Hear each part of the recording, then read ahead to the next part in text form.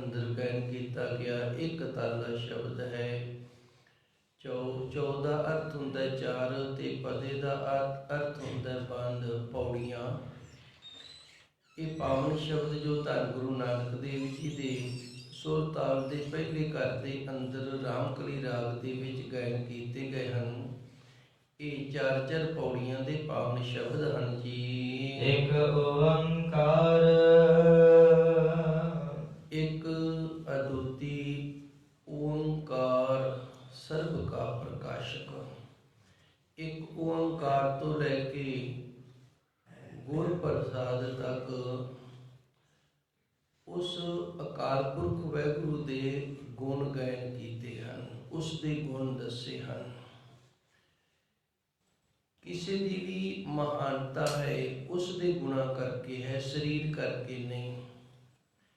शरीर करके आकार करके महानता नहीं, जे महानता है ते गुणा करके है।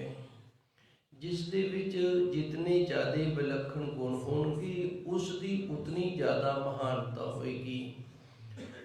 उस अद्विती ब्रह्म दे इस महामंत्र के अंदर धन गुरु महाराज जी ने गुण वर्णन करदे होया सब तो पहला एक दर्ज किया है। ते एक का अर्थ विद्वान करते ने अद्विती। अद्विती का अर्थ हुंदा जिंदे वर्गा कोई दूजा होर ना होवे। कई बारी ना असी शब्द का अर्थ कर जन्ने आ ते अर्थ की भी सानू समझ नहीं आउंदी, फिर उन्होंने अगे होर ज़्यादा खोलना पैंदा है। एक का अर्थ करते ने विद्वान अद्विती, ते अद्विती का अर्थ हुंदा जिंदे वर्गा कोई दूजा ना होवे। वो एक है ते उस एक वर्गा वो एक ही है, होर कोई दूजा नहीं। ओंकार कार का अर्थ हुंदा एक रस, लगातार, कंटिन्यू, निरंतर। ओम का अर्थ है प्रकाश। उस अकाल पुरख वाहिगुरु अद्विती ब्रह्म का एक रस प्रकाश है। वो सारियां दे विच एक रस आया होया है, समान आया होया। ये नहीं हैगा भी किसी दे विच वो ज़्यादा है ते किसी दे विच थोड़ा, इस तरह नहीं। कीटी ते कुंचर अस्थूला। धन गुरु महाराज जी की चौपाई साहब की पावन बाणी के अंदर धन गुरु जी ने सानू यही दस्या है कि कीड़ी तो लैके हाथी तक, भाव छोटे तो छोटा जीव है जिहड़ा उहदे विच भी उसकी उतनी ही सता है। ते वड्डे तो वड्डा जिहड़ा हाथी है जिहनूं मिट्टी ज़्यादा लग गई ते इहदा अर्थ ये नहीं भी रब इंद च वध गया, नहीं। मिट्टी ज़्यादा लगी है। उस प्रभु परमात्मा की चेतन सता वो एक राशि है, उतनी है जितनी कीड़ी दे विच है। दास फिर इनू एक नुकते दे नाल समझाता हुंदा है। एक वड्डी सारी बर्फ की सिल है, उहदे ते थर्मामीटर ला दिओ। थर्मामीटर जितनी उहदी ठंड दसेगा उहदे नालों फिर थोड़ी जी तोड़ लो, उस दे उत्ते थर्मामीटर रख दिओ, उतनी ही ठंड उहदे विच दसेगा जितनी वड्डी सिली च दसी है। ये जिवें ठंडक एक रस है ना, हर एक कण कण दे विच पानी का जमाए जिहड़ा इनू बर्फ आख्या जांदा। पानी दे एक एक कण दे विच जिहड़ी ठंडक है वो एक रस है, घटी वधी नहीं। उस तरह वो प्रभु परमात्मा अकाल पुरख वाहिगुरु कण कण दे विच एक रस है, भावें कोई छोटा कण है ते भावें कोई वड्डा कण है। ये उनकी विलक्षणता है, ये उसका सब तो वड्डा गुण है। अद्विती ब्रह्म एक रस सारियां नूं प्रकाश करने वाला सत वो सच है, बाकी सब झूठ है। सत उन्होंने आख्या जाता है जिहड़ा नाश ना होवे। बाकी जो भी बनया है उसने किवें ना किवें किसी ना किसी तरीके दे नाल समा आउण ते नाश हो जाना है। वो अविनाशी है, नाश तो रहते वो नाश नहीं हुंदा। नाम वो नामना वाला है, उसका नाम लिया बेड़ा पार हो जाता है, उसका नाम लिया भला हुंदा है, उसके नाम दे नाल साडा जीवन सफल हुंदा है। सत स्वरूप है, नाश तो रहत है ते सच्चे नाम वाला है, नामना वाला है। करता सब कुछ वो आप कर रहे हैं, करने वाला वो है। सारी रचना उसकी है, किसी होर ने इसनूं नहीं रचिया। अपने आप उस परमात्मा ने सारी रचना बनाई है। पुरख परिपूर्ण रूप दे विच सारियां दे विच एक रस है, पूर्ण रूप दे विच रखिया करने वाला है। ਨਿਰਭਉ ਭੈ ਤੋਂ ਰਹਿਤ ਹੈ, ਕਿਸੇ ਤੋਂ ਡਰਦਾ ਨਹੀਂ।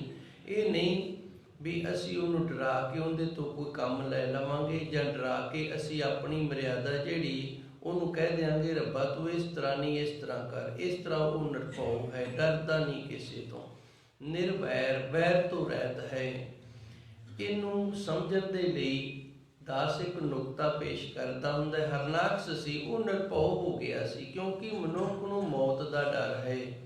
ਤਿੰਨੇ ਵਰ ਲੈ ਲਏ ਸਨ ਇਸ ਤਰ੍ਹਾਂ ਦੇ, ਜਿੰਦੇ ਕਰਕੇ ਇਹ ਨਿਰਭਉ ਹੋ ਗਿਆ ਸੀ ਵੀ ਮੈਨੂੰ ਹੁਣ ਮਾਰਨੀਆਂ ਕੋਈ ਨਹੀਂ। ਪਰ ਨਿਰਵੈਰ ਨਹੀਂ ਹੋਇਆ, ਇਹਨੇ ਆਪਣੇ ਪੁੱਤਰ ਦੇ ਨਾਲ ਹੀ ਵੈਰ ਕਮਾ ਲਿਆ ਸੀ।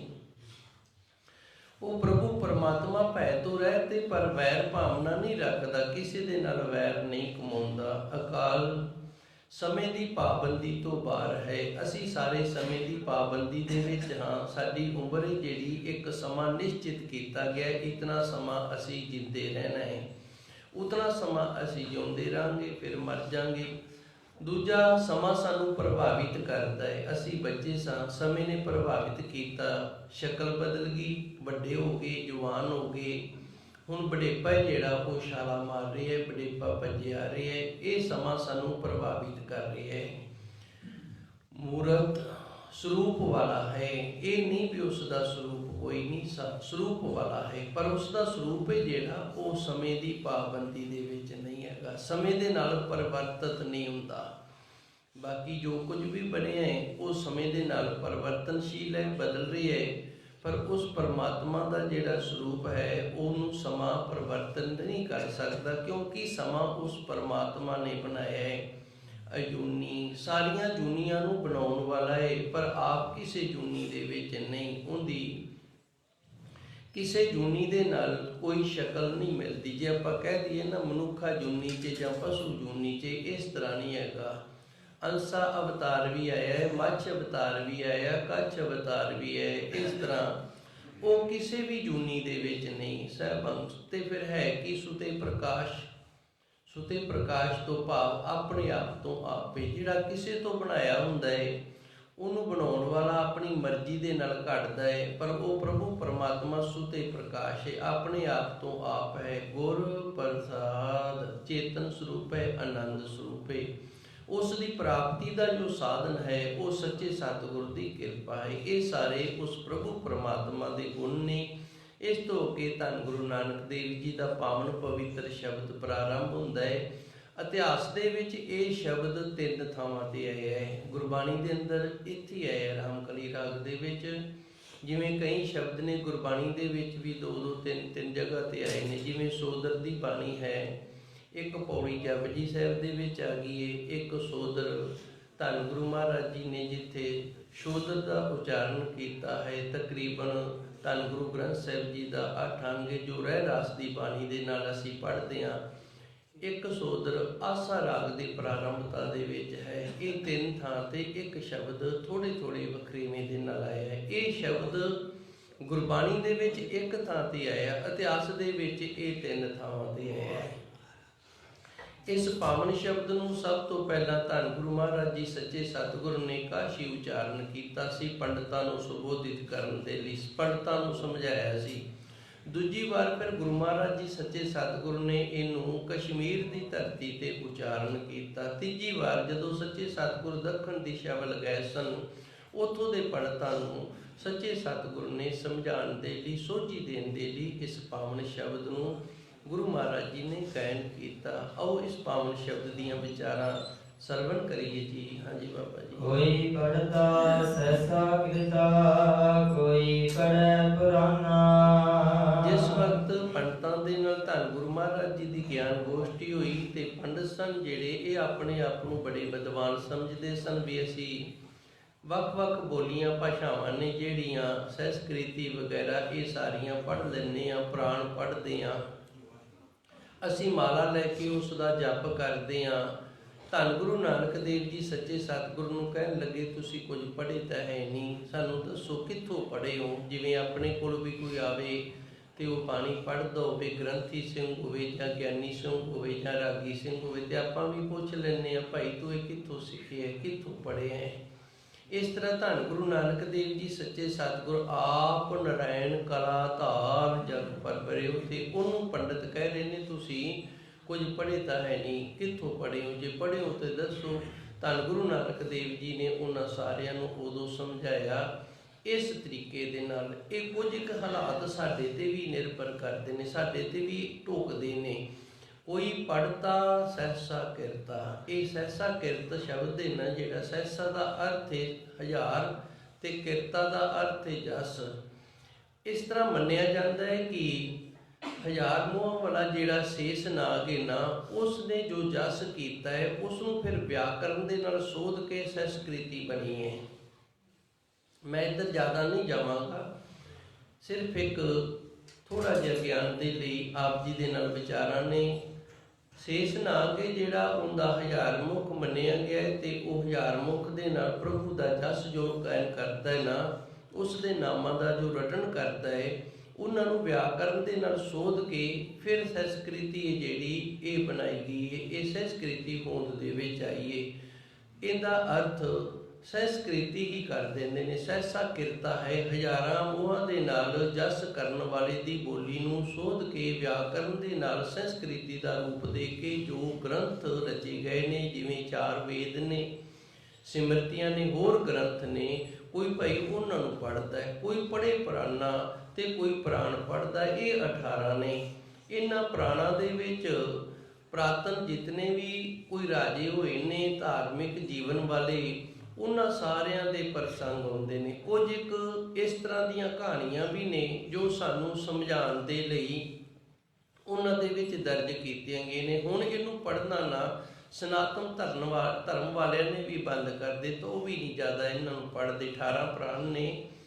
ਨਾ ਪੜ੍ਹਨ ਦਾ ਕਾਰਨ ਇਹ ਹੈ ਕਿ ਅੱਜ ਉਹ ਸਮੇਂ ਦੇ ਉੱਤੇ ਗੱਲਾਂ ਢੁੱਕਦੀਆਂ ਨੇ ਜਿਹੜੀਆਂ ਉਸ ਵਕਤ ਸਿੱਖਿਆ ਦੇ ਲਈ ਸਨ, ਗਿਆਨ ਦੇ ਲਈ ਸਨ, ਉਹ ਅੱਜ ਢੁੱਕਦੀਆਂ ਨਹੀਂ, ਕਿਉਂਕਿ ਇਹ ਉਸ ਧੁਰ ਦਰਗਾਹ ਤੋਂ ਆਈ ਹੋਈ ਬਾਣੀ ਨਹੀਂ। ਧੰਨ ਗੁਰੂ ਗ੍ਰੰਥ ਸਾਹਿਬ ਜੀ ਦੀ ਬਾਣੀ ਹੈ, ਧੁਰ ਦਰਗਾਹ ਤੋਂ ਆਈ ਹੈ ਤੇ ਇਹ ਵਰਤਮਾਨ ਦੇ ਵਿੱਚ ਹੀ ਰਹੇਗੀ। ਇਹ ਭਵਿੱਖ ਦੇ ਵਿੱਚ ਨਹੀਂ ਜਾਏਗੀ। ਆਉਣ ਵਾਲੇ ਸਮੇਂ ਦੇ ਵਿੱਚ ਅਸੀਂ ਇਹ ਨਹੀਂ ਕਹਾਂਗੇ, ਕੋਈ ਵੀ ਇਹ ਨਹੀਂ ਕਹਿ ਸਕੇਗਾ ਵੀ ਆਹ ਗੱਲ ਹੈ ਜਿਹੜੀ ਅੱਜ ਨਹੀਂ ਢੁੱਕਦੀ। ਇਸ ਤਰ੍ਹਾਂ ਨਹੀਂ ਹੈਗਾ। ਕੋਈ ਪੜ੍ਹਤਾ ਸਹਿਸਾ ਕਿਰਤਾ, ਕੋਈ ਪਈ ਸੰਸਕ੍ਰਿਤੀ ਦੇ ਵਿੱਚ ਲਿਖੇ ਹੋਏ ਗ੍ਰੰਥ ਨੇ ਜਿਹੜੇ ਉਹਨਾਂ ਨੂੰ ਪੜ੍ਹ ਰਿਹਾ ਹੈ ਤੇ ਕੋਈ ਪ੍ਰਾਣ ਪੜ੍ਹ ਰਿਹਾ ਹੈ ਜੀ। ਕੋਈ ਨਾਮ ਜਪੈ ਜਪ ਮਾਲੀ, ਲਾਗੈ ਤਿਸ ਧਿਆਨਾ। ਮੈਂ ਚੰਗਾ ਕਰਾਂ ਜੇ ਪਹਿਲੋਂ ਮਾਫੀ ਮੰਗ ਲਾਂ, ਕਿਉਂਕਿ ਜੋ ਗੁਰਬਾਣੀ ਨੇ ਆਖਿਆ ਉਹਦੇ ਆਪਾਂ ਨੇ ਅਰਥ ਕਰਨੇ ਨੇ। ਹੁਣ ਗੁਰੂ ਮਹਾਰਾਜ ਜੀ ਗੁਰੂ ਨਾਨਕ ਦੇਵ ਜੀ ਦੱਸਦੇ ਨੇ ਕੋਈ ਨਾਮ ਜਪੇ ਜਪ ਮਾਲੀ। ਅਸੀਂ ਨਾ ਮਾਲਾ ਲੈ ਕੇ ਨਾਮ ਜਪਣ ਲੱਗ ਜਾਂਦੇ ਹਾਂ। ਸਾਰੇ ਜਪਦੇ ਹਾਂ, ਮੈਂ ਵੀ ਜਪਦਾ, ਤੁਸੀਂ ਵੀ ਜਪਦੇ ਹੋਵੋਗੇ। ਲਾਗੇ ਛੱਡਣੀ ਨਹੀਂ, ਜਪਣੀ ਹੈ। ਕੀ ਪਤਾ ਜਪਦਿਆਂ ਕਿਰਪਾ ਹੋ ਜਾਵੇ, ਪਰ ਕੋਸ਼ਿਸ਼ ਕਰਨੀ ਹੈ ਧਿਆਨ ਪਰਮਾਤਮਾ ਦੇ ਨਾਲ ਜੁੜ ਜਾਵੇ। ਮੈਂ ਇੱਕ ਵਾਰੀ ਫਿਰ ਥੋੜ੍ਹਾ ਜਿਹਾ ਸਮਝਣ ਤੇ ਸਮਝਾਉਣ ਦਾ ਯਤਨ ਕਰਾਂਗਾ। ਕੋਈ ਨਾਮ ਜਪੈ ਜਪ ਮਾਲੀ। ਜਪ ਮਾਲੀ ਦਾ ਅਰਥ ਹੁੰਦਾ ਜਿਹਦੇ ਨਾਲ ਜਪ ਕੀਤਾ ਜਾਵੇ ਉਹ ਮਾਲਾ। ਕਈ ਮਾਲਾ ਹੁੰਦੀਆਂ ਨੇ ਉਹ ਕੇਵਲ ਗਲ ਦੇ ਵਿੱਚ ਪਾਉਣ ਵਾਸਤੇ ਹੁੰਦੀਆਂ ਨੇ। ਕੋਈ ਨਾਮ ਜਪੈ, ਕੋਈ ਪ੍ਰਭੂ ਪਰਮਾਤਮਾ ਦਾ ਨਾਮ ਜਪਦਾ ਹੈ, ਜਪ ਮਾਲੀ ਮਾਲਾ ਲੈ ਕਰਕੇ, ਤੇ ਫਿਰ ਉਹਦਾ ਧਿਆਨ ਕਿੱਥੇ ਲੱਗਿਆ ਰਹਿੰਦਾ ਹੈ? ਲਾਗੇ ਤਿਸੇ ਧਿਆਨਾ। ਧਿਆਨ ਕਿੱਥੇ ਲੱਗਿਆ ਰਹਿੰਦਾ ਹੈ? ਇੱਕ ਹੋ ਗਈ ਏ, ਇੱਕ ਹੋਰ ਕਰ ਲਈਏ, ਇੱਕ ਹੋ ਗਈ, ਇੱਕ ਹੋਰ, ਜਾਨੀ ਗਿਣਤੀ ਦੇ ਵਿੱਚ ਹੀ ਧਿਆਨ ਲੱਗਿਆ ਰਹਿੰਦਾ ਹੈ। ਗੁਰੂ ਜੀ ਨੇ ਇਹ ਸਾਨੂੰ ਦੱਸਿਆ, ਸਾਡਾ ਧਿਆਨ ਗਿਣਤੀ ਦੇ ਵਿੱਚ ਨਹੀਂ ਹੋਣਾ ਚਾਹੀਦਾ। ਕਿਸੇ ਮਹਾਂਪੁਰਸ਼ ਨੇ ਦਾਸ ਨੂੰ ਬੜੀ ਸੋਹਣੀ ਮੱਤ ਦਿੱਤੀ ਸੀ ਤੇ ਮੈਂ ਪੱਲੇ ਬੰਨ ਲਈਏ। ਉਹ ਕਹਿੰਦਾ ਪ੍ਰਭੂ ਜਦੋਂ ਸਾਨੂੰ ਦਾਤਾਂ ਦਿੰਦਾ ਨਾ ਉਦੋਂ ਗਿਣ ਕੇ ਨਹੀਂ ਦਿੰਦਾ, ਤੇ ਫਿਰ ਅਸੀਂ ਉਹਦਾ ਨਾਮ ਗਿਣ ਕੇ ਕਿਉਂ ਜਪੀਏ? ਵਾਹਿਗੁਰੂ ਸਾਨੂੰ ਜਦੋਂ ਦਾਤਾਂ ਦਿੰਦਾ ਨਾ ਉਹ ਗਿਣ ਕੇ ਨਹੀਂ ਦਿੰਦਾ, ਤੇ ਫਿਰ ਸਾਨੂੰ ਵੀ ਉਸ ਦਾ ਨਾਮ ਗਿਣ ਕੇ ਨਹੀਂ ਜਪਣਾ ਚਾਹੀਦਾ, ਜਪੀ ਜਾਣਾ ਚਾਹੀਦਾ ਹੈ। ਹਰ ਵਕਤ ਹਰ ਸਵਾਸ ਦੇ ਨਾਲ ਉਹਨੂੰ ਯਾਦ ਕਰਦੇ ਰਹਿਣਾ ਚਾਹੀਦਾ, ਉਹਦਾ ਸ਼ੁਕਰਾਨਾ ਕਰਦੇ ਰਹਿਣਾ ਚਾਹੀਦਾ। ਗੁਰਬਾਣੀ ਨੇ ਸਾਨੂੰ ਨਾਮ ਜਪਣ ਦਾ ਤਰੀਕਾ ਵੀ ਬੜਾ ਸੋਹਣਾ ਦੱਸਿਆ। ਭਗਤ ਕਬੀਰ ਜੀ ਦੇ ਅੱਗੇ ਸ਼ਲੋਕ ਆਉਣਗੇ, ਉਹਨਾਂ ਸ਼ਲੋਕਾਂ ਦੇ ਵਿੱਚ ਨਾਮਾ ਕਹੇ ਤਰਲੋਚਨਾ, ਇਹ 2 ਸ਼ਲੋਕ ਨੇ ਇੱਥੇ। ਪਹਿਲੇ ਸ਼ਲੋਕ ਦੇ ਵਿੱਚ ਭਗਤ ਤਰਲੋਚਨ ਜੀ ਨੇ ਭਗਤ ਨਾਮਦੇਵ ਜੀ ਨੂੰ ਜਦੋਂ ਵੇਖਿਆ ਨਾ ਕੰਮ ਕਰਦੇ ਨੂੰ, ਵੀ ਇਹ ਤਾਂ ਕੰਮ ਹੀ ਕਰੀ ਜਾਂਦਾ ਹੈ, ਕਾਹੇ ਛਿਪੋ ਸ਼ੈਲੇ। ਇਹ ਤਾਂ ਕੱਪੜੇ ਨੇ ਜਿਹੜੇ ਉਹਨਾਂ ਨੂੰ ਰੰਗੀ ਜਾਂਦਾ ਹੈ, ਉਹਨਾਂ ਨੂੰ ਛਿੰਭੀ ਜਾਂਦਾ ਹੈ, ਉਹਨਾਂ ਦੇ ਉੱਤੇ ਫੁੱਲ ਬੂਟੇ ਬਣਾਈ ਜਾਂਦਾ, ਬੰਦਗੀ ਤੇ ਕਰਦਾ ਨਹੀਂ। ਨਾਮਾ ਮਾਇਆ ਮੋਇਆ, ਇਹ ਤੇ ਮਾਇਆ ਨੇ ਮੋਹ ਲਿਆ। ਕਹੇ ਤਲੋਚਨ ਮੀਤ, ਇਹਦਾ ਮਿੱਤਰ ਸੀ ਤਲੋਚਨ। ਦੋਵੇਂ ਭਗਤ ਸਨ, ਬੜੀ ਬੰਦਗੀ ਕਰਦੇ ਸਨ, ਬੜੀ ਬੰਦਗੀ ਕਰਦੇ ਸਨ। ਤੇ ਹੁਣ ਅਤ ਪਿਆਰਾ ਜੇ ਪਵੇ ਵਿੱਚ ਖੂਹ, ਗੁਰਬਾਣੀ ਦੇ ਅੰਦਰ ਗੁਰੂ ਨਾਨਕ ਦੇਵ ਜੀ ਦੇ ਸ਼ਬਦ ਹੈ। ਗੁਰੂ ਨਾਨਕ ਦੇਵ ਜੀ ਨੇ ਇਹ ਦੱਸਿਆ, ਸਾਨੂੰ ਬਹੁਤ ਪਿਆਰ ਕਰਨ ਵਾਲਾ ਹੋਵੇ, ਸਾਨੂੰ ਬਹੁਤ ਪਿਆਰਾ ਲੱਗਦਾ ਹੋਵੇ, ਤੇ ਜੇ ਖੂਹ ਦੇ ਵਿੱਚ ਡਿੱਗਦਾ ਹੋਵੇ ਤੇ ਸਾਡਾ ਫਰਜ਼ ਬਣਦਾ ਹੈ ਉਹਨੂੰ ਸੁਚੇਤ ਕਰਨ ਦਾ, ਉਹਨੂੰ ਖੂਹ 'ਚ ਡਿੱਗਣ ਨਾ ਦੇਵੇ। ਕੋਸ਼ਿਸ਼ ਇਹ ਕਰੇ ਵੀ ਉਹ ਖੂਹ ਦੇ ਵਿੱਚ ਨਾ ਡਿੱਗੇ। ਮੈਂ ਨਹੀਂ ਕਹਿ ਰਿਹਾ, ਧੰਨ ਗੁਰੂ ਗ੍ਰੰਥ ਸਾਹਿਬ ਜੀ ਕਹਿ ਰਹੇ ਨੇ, ਅਤ ਪਿਆਰਾ ਜੇ ਪਵੇ ਵਿੱਚ ਖੂਹ। ਸਾਡਾ ਬੜਾ ਪਿਆਰਾ ਹੋਵੇ, ਸਾਨੂੰ ਪਿਆਰ ਕਰਦਾ ਹੋਵੇ ਤੇ ਉਹ ਖੂਹ ਦੇ ਵਿੱਚ ਡਿੱਗਦਾ ਹੋਵੇ, ਤੇ ਫਿਰ ਸਾਨੂੰ ਕੀ ਕਰਨਾ ਚਾਹੀਦਾ ਹੈ? ਧੱਕਾ ਥੋੜ੍ਹੀ ਦੇ ਦੇਣਾ ਚਾਹੀਦਾ, ਜਾਂ ਇਸ ਤਰ੍ਹਾਂ ਥੋੜ੍ਹੀ ਆਖਣਾ ਚਾਹੀਦਾ ਚੰਗਾ ਡਿੱਗਦਾ ਤੇ ਡਿੱਗ ਪੋ। ਨਹੀਂ, ਉਹਨੂੰ ਬਚਾਉਣਾ ਚਾਹੀਦਾ ਹੈ। ਗੁਰਬਾਣੀ ਆਖਦੀ ਫਿਰ ਉਹਨੂੰ ਬਚਾਵੇ, ਉਹਨੂੰ ਸਮਝਾਵੇ, ਉਹਦਾ ਹੱਥ ਫੜੇ, ਉਹਨੂੰ ਉਧਰੋਂ ਰੋਕੇ ਵੀ ਤੂੰ ਇਹ ਖੂਹ ਦੇ ਵਿੱਚ ਨਾ ਡਿੱਗ। ਹੁਣ ਗੁਰੂ ਜੀ ਨੇ ਉੱਥੇ ਦੱਸਿਆ ਕਿ ਸਾਨੂੰ, ਉੱਥੇ ਸਾਨੂੰ ਇਹ ਦੱਸਿਆ ਵੀ ਇਹ ਵਿਕਾਰਾਂ ਦੇ ਖੂਹ ਦੇ ਵਿੱਚ ਜੇ ਕੋਈ ਡਿੱਗਦਾ ਹੋਵੇ ਨਾ ਤੇ ਤੁਹਾਨੂੰ ਬੜਾ ਪਿਆਰਾ ਲੱਗਦਾ ਹੈ, ਤੇ ਫਿਰ ਉਹਨੂੰ ਬਚਾ ਲੈਣਾ ਚਾਹੀਦਾ ਹੈ, ਉਹਨੂੰ ਦੱਸ ਦੇਣਾ ਚਾਹੀਦਾ ਤੂੰ ਇਹ ਕੰਮ ਜਿਹੜਾ ਕਰ ਰਿਹਾ ਨਾ ਬੁਰਾ ਕੰਮ ਹੈ, ਇਹ ਵਿਕਾਰਾਂ ਵਾਲਾ ਕੰਮ ਹੈ, ਤੂੰ ਨਾਮ ਜਪ, ਸਿਮਰਨ ਕਰ, ਬੰਦਗੀ ਕਰ, ਉਹਨੂੰ ਉਧਰ ਰੋਕ ਲੈਣਾ ਚਾਹੀਦਾ ਹੈ।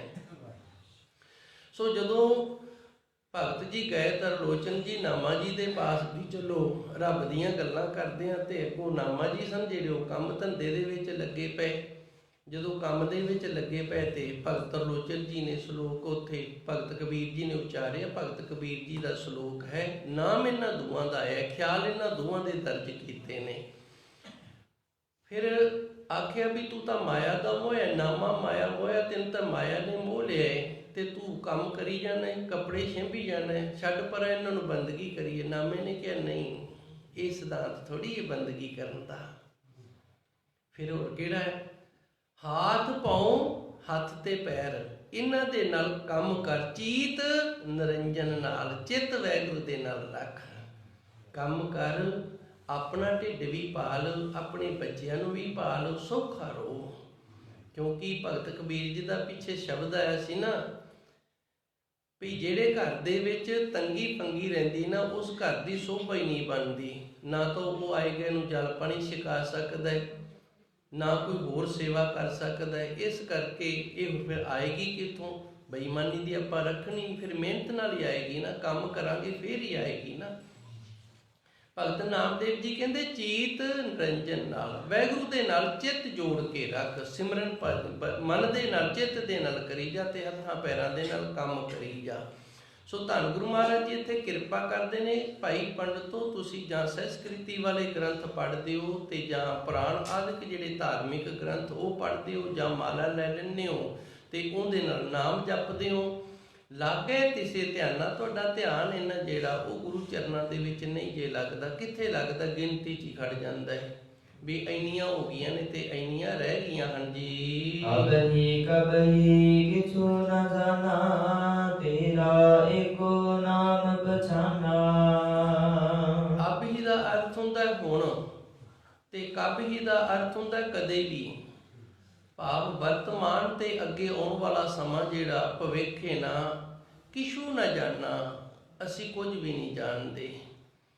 ਹੁਣ ਵੀ ਕੁਝ ਨਹੀਂ ਜਾਣਦੇ ਤੇ ਅੱਗੇ ਆਉਣ ਵਾਲੇ ਸਮੇਂ ਦੇ ਵਿੱਚ ਵੀ ਅਸੀਂ ਕੁਝ ਨਹੀਂ ਜਾਣਾਂਗੇ। ਇਹ ਨਹੀਂ ਵੀ ਤੁਸੀਂ ਕਹਿ ਦਿੱਤਾ ਤੇ ਅਸੀਂ ਹੁਣ ਸਕੂਲ ਦਾਖਲ ਹੋ ਜਾਵਾਂਗੇ ਪੜ੍ਹਨ ਵਾਸਤੇ, ਨਹੀਂ। ਫਿਰ ਕਰਾਂ ਕੀ, ਕਰਨਾ ਕੀ ਹੈ? ਤੇਰਾ ਇੱਕੋ ਨਾਮ ਪਛਾਣਾ, ਹੇ ਅਕਾਲ ਪੁਰਖ ਵਾਹਿਗੁਰੂ, ਅਸੀਂ ਤਾਂ ਤੇਰੇ ਨਾਮ ਦੀ ਪਛਾਣ ਬਣਾਉਣੀ ਹੈ। ਤੇਰਾ ਇੱਕੋ ਨਾਮ ਪਛਾਣਾ, ਅਸੀਂ ਜਿਹੜੀ ਪਛਾਣ ਬਣਾਉਣੀ ਹੈ ਨਾ ਉਹ ਤੇਰੇ ਨਾਮ ਦੀ ਬਣਾਉਣੀ, ਤੇਰੇ ਨਾਮ ਨੂੰ ਪਛਾਣਨਾ ਹੈ। ਭਾਵ ਅਸੀਂ ਤੇਰੇ ਨਾਮ ਦੇ ਨਾਲ ਜੁੜੇ ਰਹਿਣਾ ਹੈ। ਹਰ ਵਕਤ ਹਰ ਇੱਕ ਸਵਾਸ ਕਰਕੇ ਅਸੀਂ ਤੇਰੇ ਨਾਮ ਦੇ ਨਾਲ ਜੁੜੇ ਰਹਿਣਾ ਹੈ ਜੀ। ਹਾਂ ਜਾਣਾ ਹਰੇ ਮੇਰੀ ਕਵਨ ਗਤੇ। ਧੰਨ ਗੁਰੂ ਨਾਨਕ ਦੇਵ ਜੀ ਸੱਚੇ ਸਤਿਗੁਰ ਦੀ ਸਭ ਤੋਂ ਵੱਡੀ ਵਡਿਆਈ ਏ। ਗੁਰੂ ਮਹਾਰਾਜ ਜੀ ਬੜੀ ਹਲੀਮਤਾ ਦੇ ਵਿੱਚ, ਬੜੀ ਨਿਮਰਤਾਈ ਦੇ ਵਿੱਚ, ਬੜੇ ਦਾਸਾ ਭਾਵ ਦੇ ਵਿੱਚ ਉਸ ਅਕਾਲ ਪੁਰਖ ਵਾਹਿਗੁਰੂ ਦਾ ਬੜਾ ਧੰਨਵਾਦ, ਸ਼ੁਕਰਾਨਾ, ਜਸ ਕੀਰਤ ਕਰ ਰਹੇ ਨੇ। ਨਾ ਜਾਣਾ ਹਰੇ ਮੇਰੀ ਕੌਣ ਗਤੀ। ਇੱਥੇ ਇਹ ਹੰਕਾਰ ਵੀ ਨਹੀਂ ਵੀ ਅਸੀਂ ਹਰ ਇੱਕ ਸਵਾਸ ਦੇ ਨਾਲ ਨਾਮ ਜਪਦੇ ਹਾਂ ਤੇ ਅਸੀਂ ਤਰ ਜਾਵਾਂਗੇ। ਨਹੀਂ, ਇਹ ਵੀ ਸਾਨੂੰ ਕੋਈ ਪਤਾ ਨਹੀਂ ਵੀ ਅਸੀਂ ਤਰਾਂਗੇ ਜਾਂ ਨਹੀਂ ਤਰਾਂਗੇ। ਨਾ ਜਾਣਾ ਹਰੇ ਮੇਰੀ ਕਵਣ ਗਤੀ, ਹੇ ਵਾਹਿਗੁਰੂ, ਹੇ ਹਰੀ, ਤੂੰ ਆਪ ਹੀ ਜਾਣਦਾ ਹੈ ਸਾਡੇ ਅੰਦਰ ਦੀ ਹਾਲਤ ਨੂੰ, ਸਾਡੇ ਅੰਦਰ ਦੀ ਅਵਸਥਾ ਨੂੰ। ਸਾਨੂੰ ਤਾਂ ਇਸ ਦੀ ਵੀ ਸੋਝੀ ਕੋਈ ਨਹੀਂ ਹੈ ਜੀ। ਹਮ ਮੂਰਖ ਅਗਿਆਨ ਸਰਨ ਪ੍ਰਭ ਤੇਰੀ, ਕਰ ਕਿਰਪਾ ਰੱਖੋ ਮੇਰੀ ਲਾਜ ਪਤੇ। ਹਮ ਮੂਰਖ, ਅਸੀਂ ਜ਼ਿਆਦਾ ਸਿਆਣੇ ਨਹੀਂ, ਕਿਉਂਕਿ ਮਨੁੱਖ ਜਦੋਂ ਪੜ੍ਹ ਜਾਂਦਾ ਹੈ ਨਾ ਤੇ ਫਿਰ ਉਹ ਆਪਣੇ ਆਪ ਨੂੰ ਸਿਆਣਿਆਂ ਦੀ ਗਿਣਤੀ ਦੇ ਵਿੱਚ ਰੱਖਣ ਲੱਗ ਜਾਂਦਾ, ਮੈਂ ਬੜਾ ਸਿਆਣਾ ਹਾਂ। ਅਗਿਆਨ, ਗਿਆਨ ਵੀ ਕੋਈ ਨਹੀਂ ਕਿਸੇ ਪ੍ਰਕਾਰ ਦਾ। ਸਰਨ ਪ੍ਰਭ ਤੇਰੀ, ਪਰ ਇੱਕ ਗੱਲ ਹੈ, ਅਸੀਂ ਰਹਿੰਦੇ ਤੇਰੀ ਸਰਨ ਦੇ ਵਿੱਚ ਆ। ਇਹ ਕੰਮ ਸਭ ਤੋਂ ਔਖਾ ਹੈ। ਮਨੁੱਖ ਭੁੱਖਾ ਵੀ ਰਹਿ ਜਾਏਗਾ, 4 ਦਿਨਾਂ ਦਾ ਵਰਤ ਵੀ ਰੱਖ ਲਏਗਾ, 40 ਦਿਨਾਂ ਦਾ ਵਰਤ ਵੀ ਰੱਖ ਲਏਗਾ, ਤੇ ਰੱਖ ਵੀ ਲੈਂਦੇ ਨੇ ਮੁਸਲਮਾਨ ਭਰਾ। ਹੋਰ ਵੀ ਜਿਹੜੇ ਜਿਵੇਂ ਜਲ ਧਾਰਾ ਕਰਨੀ, ਇਹ ਵੀ ਬੜੀ ਸੌਖੀ ਹੈ। ਇੱਕ ਵਾਰੀ ਦਾਸ ਨੇ ਨਾ ਸਾਡੇ ਵਿਦਿਆ ਦਾਤੇ ਸੰਤ ਬਾਬਾ ਅਮਰ ਸਿੰਘ ਕੀਰਤੀ ਜੀ ਨੂੰ ਪੁੱਛਿਆ, ਬਾਬਾ ਜੀ ਇਹਨਾਂ ਨੂੰ ਠੰਡ ਨਹੀਂ ਲੱਗਦੀ, ਇਹਨੇ ਠੰਡੇ ਪਾਣੀ ਦੇ ਨਾਲ ਇਹ ਇਸ਼ਨਾਨ ਕਰਦੇ ਨੇ, ਪਹਿਲੇ ਦਿਨ 1 ਘੜਾ, ਦੂਜੇ ਦਿਨ 2 ਤੇ 40ਵੇਂ ਦਿਨ 40 ਘੜੇ ਪਾਣੇ ਆ। ਉਹ ਘੜੇ ਵੀ ਕਿਵੇਂ ਭਰ ਕੇ ਨਾ ਪਾਣੀ ਦੇ ਬਾਹਰ ਰੱਖ ਲੈਣੇ ਆ। ਠੰਡ ਦੇ ਸਿਆਲ ਦੇ ਦਿਨਾਂ 'ਚ, ਹੁਣ ਅੱਗੇ ਪੋਹ ਦਾ ਮਹੀਨਾ ਆ ਰਿਹਾ ਨਾ, ਉਦੋਂ ਇਹ ਸ਼ੁਰੂ ਹੋ ਜਾਣਗੇ। ਇਤਨਾ ਠੰਡਾ ਪਾਣੀ ਪਾ ਲੈਂਦੇ ਨੇ ਤੇ ਫਿਰ ਇਹਨਾਂ ਨੂੰ ਠੰਡ ਨਹੀਂ ਲੱਗਦੀ। ਫਿਰ ਸਾਡੇ ਵਿਦਿਆ ਦਾਤੇ ਨੇ ਆਖਿਆ, ਪਿੱਤਲ ਭਸਮ ਖਾਂਦੇ ਨੇ ਇਹ। ਨਿੱਕਾ ਜਿਹਾ ਕੱਖ ਲੈ ਕੇ ਨਾ ਉਹਦੀ ਨੋਕ ਦੇ ਉੱਤੇ ਚੜਾ ਕੇ ਇਤਨੀ ਕੁ ਪਿੱਤਲ ਭਸਮ ਹੈ ਜਿਹੜੀ, ਉਹਨੂੰ ਆਪਣੀ ਜੀਭ ਤੇ ਰੱਖ ਲੈਂਦੇ ਨੇ ਤੇ ਉਹ ਸਾਡੇ ਸਰੀਰ ਨੂੰ ਇਤਨੀ ਗਰਮੀ ਦਿੰਦੀ ਏ, ਜੇ ਉਹ ਠੰਡਾ ਪਾਣੀ ਨਾ ਪਵਾਉਣ ਤੇ ਉਹਨਾਂ ਦੇ ਸਰੀਰ ਨੂੰ ਬਲਤ ਹੋ ਜਾਏਗੀ, ਅੱਗ ਲੱਗ ਜਾਏਗੀ। ਇਤਨੀ ਗਰਮੈਸ਼ ਦਿੰਦੀ, ਉਹ ਪਾਣੀ ਦੇ ਨਾਲ ਹੀ ਟਿਕਦੀ ਏ। ਰੋ ਵਿਚਾਰ, ਮੇਰਾ ਮਕਸਦ ਕਿਸੇ ਦਾ ਪਰਦਾ ਜ਼ਾਰ ਕਰਨ ਦਾ ਨਹੀਂ, ਸਿਰਫ ਐਵੇਂ ਅੱਗੇ ਗੱਲ ਜੀ ਆ ਗਈ ਏ। ਇਹ ਸਾਰਿਆਂ ਤੋਂ ਔਖਾ ਕੰਮ ਹੈ। ਇੱਥੋਂ ਗੱਲ ਆਈ ਸੀ, ਸਰਨ ਪ੍ਰਭ ਤੇਰੀ, ਵਾਹਿਗੁਰੂ ਦੀ ਸਰਨ ਦੇ ਵਿੱਚ ਆਉਣਾ ਇਹ ਸਭ ਤੋਂ ਔਖਾ ਕੰਮ ਹੈ। ਉਹਦੀ ਸਰਨ ਦੇ ਵਿੱਚ ਰਹਿਣਾ ਇਹ ਬੜਾ ਮੁਸ਼ਕਲ ਹੈ। ਹਮ ਮੂਰਖ ਅਗਿਆਨ ਸਰਨ ਪ੍ਰਭ ਤੇਰੀ, ਹੇ ਸੱਚੇ ਸਤਿਗੁਰੂ ਜੀ, ਅਸੀਂ ਜਾਣਦੇ ਵੀ ਕੁਝ ਨਹੀਂ, ਮੂਰਖ ਹਾਂ, ਅਗਿਆਨੀ ਹਾਂ ਤੇ ਤੇਰੀ ਸਰਨ ਦੇ ਵਿੱਚ ਹਾਂ। ਕਰ ਕਿਰਪਾ ਰੱਖੋ ਮੇਰੀ ਲਾਜ ਪਤੇ, ਤੇਰੀ ਸਰਨ ਦੇ ਵਿੱਚ ਹਾਂ ਤੇ ਹੁਣ ਤੂੰ ਆਪ ਕਿਰਪਾ ਕਰਨੀ ਹੈ, ਰਹਿਮਤ ਕਰਨੀ ਹੈ, ਸਾਡੀ ਇੱਜ਼ਤ ਪੱਤ ਤੁਸੀਂ ਆਪ ਹੀ ਰੱਖਣੀ ਹੈ ਜੀ। ਰਹਾਉ ਕਬਹੁ ਜਿਹੜਾ ਉਬ ਚੜ੍ਹਤ ਹੈ, ਕਬਹੁ ਜਾਏ ਪਿਆਵੇ। ਵਿਸ਼ਰਾਮ ਲਾ ਕੇ ਅੱਗੇ ਧੰਨ ਗੁਰੂ ਮਹਾਰਾਜ ਜੀ ਹੁਣ ਪੂਰਨ ਰੂਪ ਦੇ ਵਿੱਚ ਨਾ ਹਾਲਤ ਬਿਆਨ ਕਰਦੇ ਨੇ। ਇਹ ਕੇਵਲ ਤੁਸੀਂ ਨਹੀਂ, ਮੈਂ ਵੀ ਇਸੇ ਤਰ੍ਹਾਂ, ਮੈਨੂੰ ਤੁਸੀਂ ਆਪਣੇ ਨਾਲ ਹੀ ਰੱਖਣਾ ਹੈ, ਕਿਉਂਕਿ ਸੰਗਤ ਵਾੜ ਹੁੰਦੀ ਏ ਤੇ ਜੇ ਮਨੁੱਖ ਵਾੜ ਦੇ ਵਿੱਚ ਰਵੇ ਤੇ ਉਹਨੂੰ ਫਿਰ ਅਵਾਰਾ ਪਸ਼ੂਆਂ ਦਾ ਡਰ ਨਹੀਂ ਰਹਿੰਦਾ। ਵਾੜ ਜਿਹੜੀ ਇਹ ਬਚਾ ਕੇ ਰੱਖਦੀ ਏ। ਮੈਂ ਵੀ ਜਦੋਂ ਸਿਮਰਨ ਕਰਨ ਲੱਗਦਾ ਨਾ ਤੇ ਕਬੂ ਜਿਹੜਾ ਊਬ ਚੜ੍ਹਤ ਹੈ, ਕਦੀ ਇਹ ਉੱਚਾ ਚੜ ਜਾਂਦਾ ਹੈ, ਹੰਕਾਰ 'ਚ ਹੋ ਜਾਂਦਾ ਹੈ। ਇੱਥੇ ਇਹ ਨਹੀਂ ਆਖਣਾ ਵੀ ਰੱਬ ਕੋਲ ਚਲਾ ਗਿਆ, ਨਹੀਂ। ਕਬੂ ਜਿਹੜਾ ਊਬ ਚੜ੍ਹਤ ਹੈ, ਕਦੀ ਤਾਂ ਜੀ ਹੰਕਾਰ ਦੇ ਵਿੱਚ ਹੋ ਜਾਂਦਾ, ਮਨ ਦੇ ਵਿੱਚ ਹੰਕਾਰ ਹੋ ਜਾਂਦਾ, ਮੈਨੂੰ ਇਤਨਾ ਸਮਾਂ ਹੋ ਗਿਆ ਚੌਂਕੜਾ ਮਾਰ ਕੇ ਬੈਠੇ ਨੂੰ, ਬੜੀ ਬੰਦਗੀ ਕਰਦਾ, ਬੜੇ ਸੰਤ ਬਣ ਗਏ, ਹੁਣ ਤਾਂ ਇਹ ਹੰਕਾਰ ਹੋ ਗਿਆ ਨਾ, ਇਹ ਊਬ ਚੜ੍ਹ ਗਿਆ, ਉੱਪਰ ਨੂੰ ਚੜ੍ਹ ਗਿਆ, ਉੱਚਾ ਹੋ ਗਿਆ। ਕਬੂ ਜਾਏ ਪਿਆਲੇ, ਤੇ ਕਦੀ ਨਾ ਮਨ ਦੇ ਵਿੱਚ ਬੁਰਾਈਆਂ ਆ ਜਾਂਦੀਆਂ ਜੇ। ਮਨ ਬਸ ਆਵੇ ਨਾਨਕਾ, ਜੇ ਪੂਰਨ ਕਿਰਪਾ ਹੋਏ, ਇਹ ਤਾਂ ਵਸ ਆਏਗਾ ਜੀ, ਗੁਰੂ ਦੀ ਕਿਰਪਾ ਹੋਏਗੀ। ਬੰਦੇ ਦੇ ਵਸ ਨਹੀਂ ਆਉਂਦਾ, ਇਹ ਬੰਦੇ ਤੋਂ ਵਸ ਕੀਤਾ ਵੀ ਨਹੀਂ ਜਾਂਦਾ। ਗੁਰੂ ਕਿਰਪਾ ਕਰੇ, ਗੁਰੂ ਰਹਿਮਤ ਕਰੇ ਨਾ, ਤੇ ਫਿਰ ਮਨ ਜਿਹੜਾ ਇਹ ਵਸ ਦੇ ਵਿੱਚ ਆਉਂਦਾ ਹੈ। ਧੰਨ ਗੁਰੂ ਨਾਨਕ ਦੇਵ ਜੀ ਰਹਿਮਤ ਕਰਦੇ ਨੇ, ਜਦੋਂ ਅਸੀਂ ਧਾਰਮਿਕ ਗ੍ਰੰਥ ਪੜ੍ਹਦੇ ਹਾਂ, ਪੁਰਾਣ ਆਦਿਕ ਪੜ੍ਹਦੇ ਹਾਂ, ਮਾਲਾ ਜਪਦੇ ਹਾਂ, ਤੇ ਸਾਡਾ ਧਿਆਨ ਹੈ ਨਾ ਜਿਹੜਾ, ਉਹ ਗੁਰੂ ਚਰਨਾਂ 'ਚ ਨਹੀਂ ਜੇ ਲੱਗਦਾ, ਬਿਲਕੁਲ ਸਾਚੇ ਨਹੀਂ ਲੱਗਦਾ। ਫਿਰ ਕੀ ਕਰਦਾ ਮਨ, ਕਦੀ ਬੜਾ ਉੱਚਾ ਚਲਾ ਜਾਂਦਾ ਵੀ ਮੇਰੇ ਵਰਗਾ ਕੋਈ ਹੈ ਨਹੀਂ, ਹੰਕਾਰ 'ਚ ਹੋ ਜਾਂਦਾ, ਇਸ ਤਰ੍ਹਾਂ ਕਰ ਲਈਏ ਰਥਾ ਪੈਂਦਾ। ਕਦੀ ਬੜਾ ਹੰਕਾਰੀ ਹੋ ਜਾਂਦਾ ਵੀ ਮੈਂ ਬੜਾ ਨਾਮ ਜਪਦਾ, ਤੇ ਕਦੀ ਵਿਕਾਰਾਂ ਦੇ ਖਾਤੇ ਵਿੱਚ ਡਿੱਗ ਪੈਂਦਾ ਹੈ ਜੀ। ਲੋਭੀ ਜਿਹੜਾ ਥਿਰ ਨਾ ਰਹਤਾ, ਚਾਰੇ ਕੁੰਡਾ ਪਾਲੇ। ਇਹ ਮਨ ਇਹਨਾਂ ਜਿਹੜਾ ਇਹ ਲੋਭੀ ਹੈ, ਤੇ ਲੋਭੀ ਇਹ ਜਿਹੜਾ, ਇਹਦੀ ਤੁਲਨਾ ਧੰਨ ਗੁਰੂ ਮਹਾਰਾਜ ਜੀ ਨੇ ਕੁੱਤੇ ਦੇ ਨਾਲ ਕੀਤੀ ਹੈ। ਲੱਭ ਕੁੱਤਾ ਇਹ ਲਾਲਚੀ ਜਿਹੜਾ ਇਹ ਕੁੱਤਾ ਹੈ, ਕੁੱਤੇ ਦੇ ਨਾਲ ਇਹਦੀ ਤੁਲਨਾ ਕੀਤੀ। ਲੱਭ ਕੁੱਤਾ ਕੂੜ ਚੂੜਾ ਠੱਗ ਖਾਦਾ ਮੁਰਦਾਰ। ਝੂਠ ਬੋਲਦਾ ਮਨੁੱਖ ਉਦੋਂ ਕਿਸੇ ਦੀ ਗੰਦਗੀ ਸਾਫ਼ ਕਰਦਾ ਹੈ।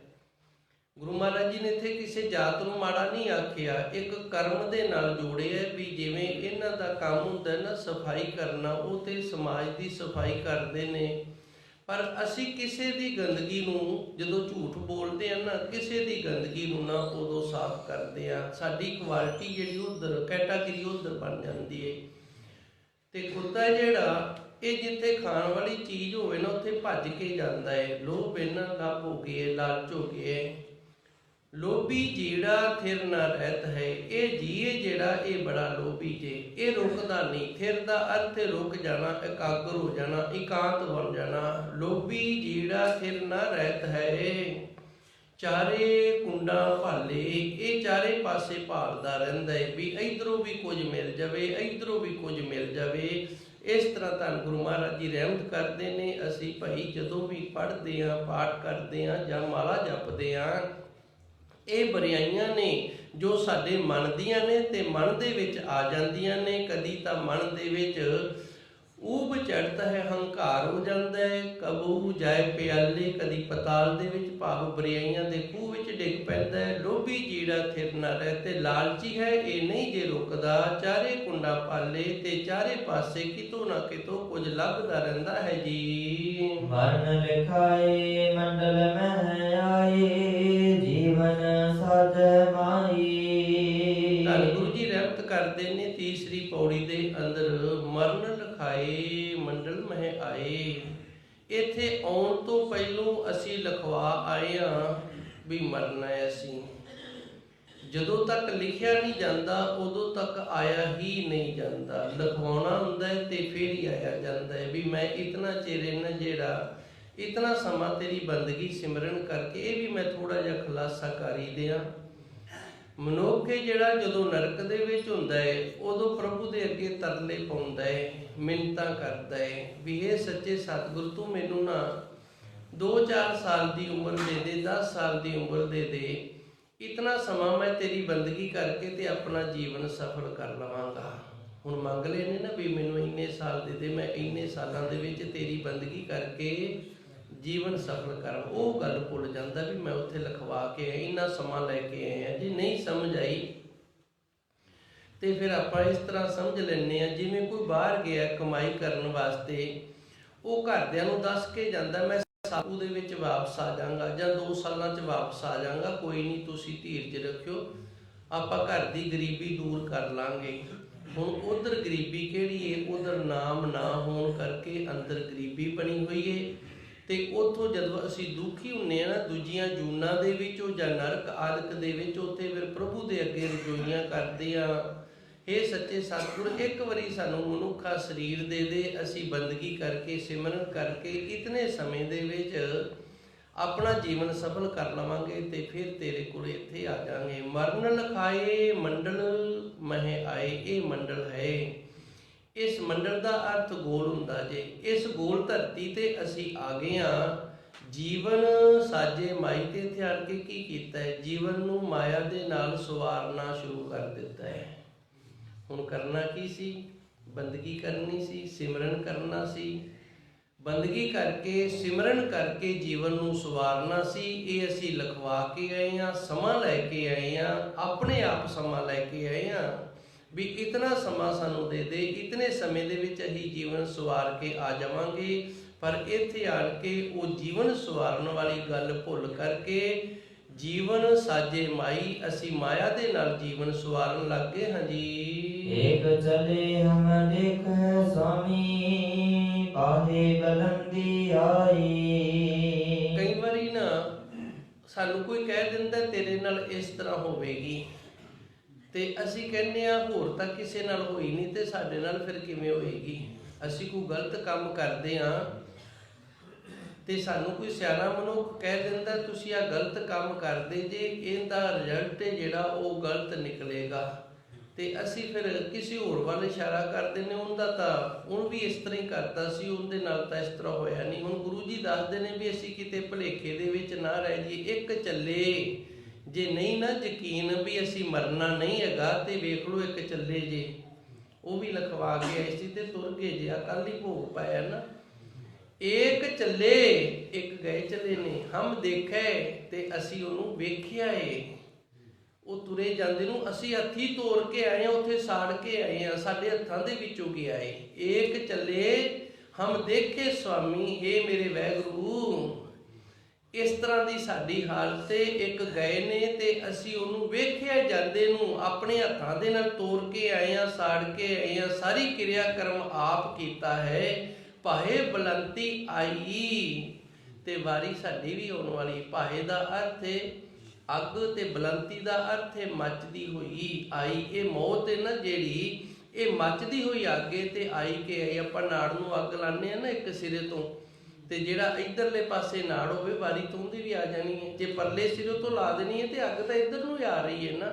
ਭਾਏ ਬਲੰਤੀ ਆਈ, ਬਸ ਉਦੋਂ ਸਮਝ ਲਿਆ ਕਰੋ ਵੀ ਜਿਵੇਂ ਇਸ ਨਾੜ ਨੂੰ ਅੱਗ ਲਾਈ ਤੇ ਵਾਰੀ ਵਾਰੀ ਸਾਰੀ ਗਾਂ ਨਿਬੜਦਾ ਜਾਂਦਾ ਹੈ। ਵਾਰੀ ਭਾਈ ਸਾਡੀ ਵੀ ਆਉਣ ਵਾਲੀ ਹੈ ਜੀ। ਨਾ ਕਿਸੇ ਕਾ ਮੀਤ ਨਾ ਕਿਸੇ ਕਾ ਭਾਈ, ਨਾ ਕਿਸੇ ਕਾ ਬਾਪ ਨਾ ਮਾਈ। ਹੁਣ ਧੰਨ ਗੁਰੂ ਮਹਾਰਾਜ ਜੀ ਰਹਿਮਤ ਕਰਦੇ ਨੇ, ਜਦੋਂ ਅਸੀਂ ਅੱਗੇ ਜਾਵਾਂਗੇ ਨਾ ਸਾਨੂੰ ਸਾੜ ਲਵੇਗੀ ਅੱਗ। ਨਾ ਕਿਸੇ ਕਾ ਮੀਤ, ਉੱਥੇ ਕੋਈ ਕਿਸੇ ਦਾ ਮਿੱਤਰ ਨਹੀਂ ਜੇ। ਨਾ ਕਿਸੇ ਕਾ ਭਾਈ, ਤਾਂ ਉੱਥੇ ਭਰਾ ਵੀ ਕੋਈ ਨਹੀਂ। ਆ ਕਈ ਵਾਰੀ ਆਪਾਂ ਸਫ਼ਰ ਤੇ ਚਲੇ ਜਾਂਦੇ ਆ ਨਾ, ਜੇ ਕੋਈ ਉੱਥੇ ਮਿੱਤਰ ਭਰਾ ਨਾ ਹੋਵੇ ਤੇ ਪੁੱਛਦੇ ਗਿੱਛਦੇ ਆ ਨਾ, ਅਗਲਾ ਕਹਿ ਦਿੰਦਾ ਮੈਂ ਵੀ ਬਠਿੰਡੇ ਤੋਂ ਆਇਆ ਤੇ ਅਸੀਂ ਵੀ ਬਠਿੰਡੇ ਤੋਂ ਆਏ ਆ। ਇੰਨੇ ਨਾਲ ਥੋੜੀ ਜੀ ਜਾਣ ਪਛਾਣ ਜੀ ਬਣ ਜਾਂਦੀ ਏ। ਫਿਰ ਕਮਰਾ ਸਾਂਝਾ ਲੈ ਲਈਦਾ ਜਾਂ ਰਲ ਕੇ ਉਹਦੇ ਨਾਲ ਸਫ਼ਰ ਹੈ ਜਿਹੜਾ ਉਹ ਸੌਖਾ ਕੱਟਿਆ ਜਾਂਦਾ ਹੈ। ਪਰ ਇਹ ਸਫ਼ਰ ਹੈ ਨਾ ਜਿਹੜਾ, ਇੱਥੇ ਇਸ ਤਰ੍ਹਾਂ ਦਾ ਵੀ ਕੁਝ ਨਹੀਂ। ਨਾ ਕਿਸੇ ਕਾ ਮੀਤ, ਇੱਥੇ ਕੋਈ ਕਿਸੇ ਦਾ ਮਿੱਤਰ ਹੀ ਨਹੀਂ। ਮਿੱਤਰ ਬਣੇ ਕਿਵੇਂ? ਸਾਰਿਆਂ ਨੂੰ ਤਾਂ ਆਪੋ ਆਪਣੀ ਪਈ ਹੈ। ਜਦੋਂ ਅੱਗ ਮੱਚੀ ਹੋਵੇ ਨਾ ਤੇ ਫਿਰ ਅਗਲਾ ਆਪ ਦਾ ਬਚਾਅ ਕਰਦਾ ਏ। ਦੂਜੇ ਨੂੰ ਬਚਾਉਣ ਦੀ ਥਾਂ ਤੇ ਆਪ ਦਾ ਬਚਾਅ ਕਰਦਾ ਵੀ ਮੈਂ ਇਸ ਮੱਚਦੀ ਅੱਗ ਦੇ ਵਿੱਚੋਂ ਕਿਵੇਂ ਬਾਹਰ ਨਿਕਲਾਂ। ਫਿਰ ਉੱਥੇ ਕੋਈ ਮਿੱਤਰ ਜਾਂ ਭਰਾ ਨਹੀਂ ਖੜਦਾ। ਨਾ ਕਿਸੇ ਕਾ ਮੀਤ, ਇੱਥੇ ਨਾ ਤਾਂ ਕੋਈ ਕਿਸੇ ਦਾ ਮਿੱਤਰ ਹੈ, ਨਾ ਕਿਸੇ ਕਾ ਭਾਈ, ਤੇ ਨਾ ਹੀ ਭਾਈ ਉੱਥੇ ਕੋਈ ਸਾਡਾ ਭਰਾ ਹੋਣਾ ਹੈ। ਨਾ ਕਿਸੇ ਬਾਪ ਨਾ ਮਾਈ, ਨਾ ਕਿਸੇ ਪਿਓ ਨੇ ਛਡਾਣਾ ਤੇ ਨਾ ਹੀ ਉੱਥੇ ਕਿਸੇ ਮਾਂ ਨੇ ਛਡਾਣਾ ਹੈ। ਉੱਥੇ ਕਿਸੇ ਨੇ ਨਹੀਂ ਛਡਾਣਾ ਹੈ ਜੀ। ਪ੍ਰਣਵਤ ਨਾਨਕ ਜੇ ਤੂੰ ਦੇਵੈ, ਅੰਜੇ ਹੋਏ ਸਖਾਈ। ਪ੍ਰਣਵਤ ਨਾਨਕ, ਧੰਨ ਗੁਰੂ ਮਹਾਰਾਜ ਜੀ ਰਹਿਮਤ ਕਰਦੇ ਨੇ, ਹੇ ਅਕਾਲ ਪੁਰਖ ਵਾਹਿਗੁਰੂ ਜੇ ਤੂੰ ਦੇਵ ਹੈ। ਕੀ ਦੇਵੇ? ਨਾਮ। ਪ੍ਰਣਵਤ ਨਾਨਕ ਜੇ ਤੂੰ ਦੇਵ ਹੈ, ਹੇ ਵਾਹਿਗੁਰੂ, ਹੇ ਸੱਚੇ ਸਤਿਗੁਰੂ, ਜੇ ਤੂੰ ਕਿਰਪਾ ਕਰਕੇ ਨਾਮ ਦੀ ਦਾਤ ਦੇ ਦੇਵੇਂ। ਅੰਤੇ ਹੋਏ ਸਖਾਈ, ਤੇ ਫਿਰ ਜਦੋਂ ਅਸੀਂ ਮਰਾਂਗੇ ਨਾ, ਅੰਤ ਸਮਾਂ ਆਏਗਾ, ਉਦੋਂ ਨਾਮ ਇੱਕ ਸਹਾਈ ਹੋਏਗਾ। ਇੱਕ ਨਾਮ ਨੇ ਸਾਡੀ ਬਾਂਹ ਫੜਨੀ ਹੈ। ਨਾ ਕਿਸੇ ਕਾ ਮੀਤ, ਨਾ ਕਿਸੇ ਦਾ ਮਿੱਤਰ ਹੈ, ਨਾ ਕਿਸੇ ਕਾ ਭਾਈ, ਨਾ ਕਿਸੇ ਦਾ ਭਰਾ, ਨਾ ਕਿਸੇ ਬਾਪ ਨਾ ਮਾਈ। ਇਹਨਾਂ ਵਿੱਚੋਂ ਕਿਸੇ ਨੇ ਵੀ ਉੱਥੇ ਨਾ ਨਹੀਂ ਹੋਣਾ। ਕੇਵਲ ਤੇ ਕੇਵਲ ਇੱਕ ਨਾਮ ਸਹਾਈ ਹੋਏਗਾ। ਅੰਤੇ ਹੋਈ ਸਖਾਈ, ਇਹ ਸਾਡਾ ਸਖਾ ਬਣ ਜਾਵੇਗਾ। ਸੋ ਆਓ ਗੁਰੂ ਸਵਾਰਿਓ, ਸਮਾਂ ਵੀ ਬੜਾ ਯੋਗ ਹੈ। ਧੰਨ ਗੁਰੂ ਨਾਨਕ ਦੇਵ ਜੀ, ਸੱਚੇ ਸਤਿਗੁਰੂ ਗੁਰੂ ਨਾਨਕ ਦੇਵ ਜੀ ਨੇ ਸਾਡੀਆਂ ਅੱਖਾਂ ਵੀ ਖੋਲ੍ਹ ਦਿੱਤੀਆਂ ਨੇ, ਤੇ ਅਸੀਂ ਇਹ ਨਾ ਹੋਏ ਦੁਬਾਰਾ ਫਿਰ ਅੱਖਾਂ ਮੀਚ ਲਈਏ। ਕਈ ਵਾਰੀ ਇਹ ਵੀ ਹੋ ਜਾਂਦਾ ਹੈ, ਇੱਕ ਵਾਰੀ ਅੱਖਾਂ ਖੁੱਲ੍ਹ ਜਾਂਦੀਆਂ ਨੇ, ਸੋਝੀ ਆ ਜਾਂਦੀ ਏ, ਪਰ ਥੋੜ੍ਹੇ ਸਮੇਂ ਬਾਅਦ ਨਾ ਫਿਰ ਅੱਖਾਂ ਬੰਦ ਹੋ ਜਾਂਦੀਆਂ ਨੇ। ਫਿਰ ਉਸੇ ਤਰ੍ਹਾਂ ਅਗਿਆਨ ਦੇ ਵਿੱਚ ਚਲੇ ਜਾਈਦਾ ਹੈ। ਗੁਰੂ ਅੱਗੇ ਅਰਦਾਸ ਬੇਨਤੀ ਕਰੀਏ, ਹੇ ਸੱਚੇ ਸਤਿਗੁਰੂ, ਤੇਰੀ ਰਹਿਮਤ ਕਿਰਪਾ, ਜਿਵੇਂ ਤੇਰੇ ਦਰਬਾਰ ਸਾਹਿਬ ਵਿੱਚ ਤੇਰੇ ਚਰਨਾਂ ਦੇ ਨਾਲ ਜੁੜੇ ਹੁੰਦੇ ਆ, ਇਸੇ ਤਰ੍ਹਾਂ ਹੱਥ ਪੈਰ ਕੰਮ ਕਾਰ ਕਰਦੇ ਆ ਚੀਤ ਨਿਰੰਜਨ ਨਾਲ, ਤੇ ਸਾਡਾ ਚਿੱਤ ਜਿਹੜਾ ਉਹ ਤੇਰੇ ਚਰਨਾਂ ਦੇ ਨਾਲ ਜੁੜਿਆ ਰਵੇ। ਦੇਹੋ ਸੱਜਣ ਆਸੀਸੜੀਆ, ਜੋ ਹੋਵੇ ਸਹਿਬ ਸਿਓ ਮੇਲ।